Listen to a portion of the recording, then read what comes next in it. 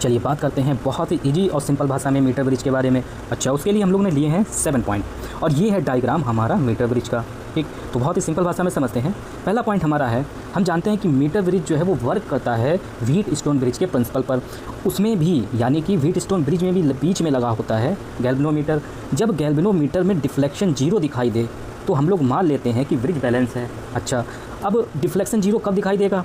जब ये वाला पॉइंट और ये वाला पॉइंट सेम पोटेंशियल पर हो, क्योंकि हम जानते हैं करंट का फ्लो तब ही हो सकता है जब पोटेंशियल में डिफरेंस हो। जब दोनों पॉइंट सेम पोटेंशियल पर होंगे, पोटेंशियल में डिफरेंस 0 होगा तो करंट का फ्लो नहीं होगा, तो वहाँ डिफ्लेक्शन दिखाई देगा 0। हम बोल देते हैं कि Wheatstone bridge balance condition में है।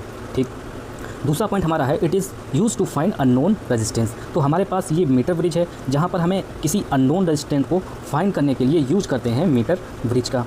तीसरा पॉइंट है, the bridge wire is uniform and 100 centimetre long. तो ये जो हमारे पास वायर है ये है यूनिफॉर्म वायर, इसकी जो लेंथ है वो है 100 सेंटीमीटर। अच्छा, 100 सेंटीमीटर तो ठीक है, लेकिन ये यूनिफॉर्म वायर ही क्यों लेते हैं?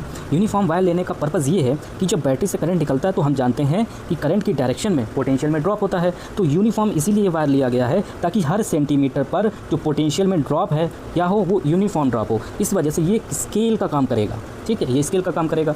पाँचवा पॉइंट ये कह रहा है कि जब जे का पोटेंशियल और सी का पोटेंशियल बराबर हो जाता है तब गैल्वेनोमीटर में जो करंट है उसका डिफ्लेक्शन कितना दिखाई देता है? 0 दिखाई देता है।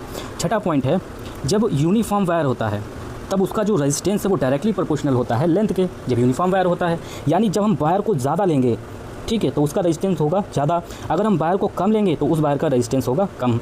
ठीक, अब देखो ये है हमारी जॉकी को हम लोग आगे पीछे करते हैं तो ये वायर है, इस पर पोटेंशियल ड्रॉप हैं, अलग अलग पोटेंशियल ड्रॉप बने हुए हैं। ये एक स्केल का काम कर रहा है। तो इस जॉकी को आगे पीछे करेंगे, जहाँ पर इस गैल्वेनोमीटर में डिफ्लेक्शन 0 दिखाई दे तो वही होगा हमारा बैलेंस पॉइंट।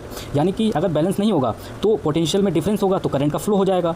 फिर हम लोग उसको ऐसी जगह सेट करेंगे जहाँ पर इस गैल्वेनोमीटर में करंट क्या दिखाई दे? 0 दिखाई दे, तो वही हमारा बैलेंस पॉइंट हो जाएगा। फिर हम ये जो अननोन रेजिस्टेंस है अपॉन ये वाला रेजिस्टेंस और ये वाली लेंथ अपॉन ये वाली लेंथ, दोनों को बराबर कर देंगे। यहाँ पर देख सकते हैं ये लिखा हुआ। बस ये सिंपल सी बात थी इसमें। ठीक है, तो आराम से हम लोग आंसर निकाल सकते हैं।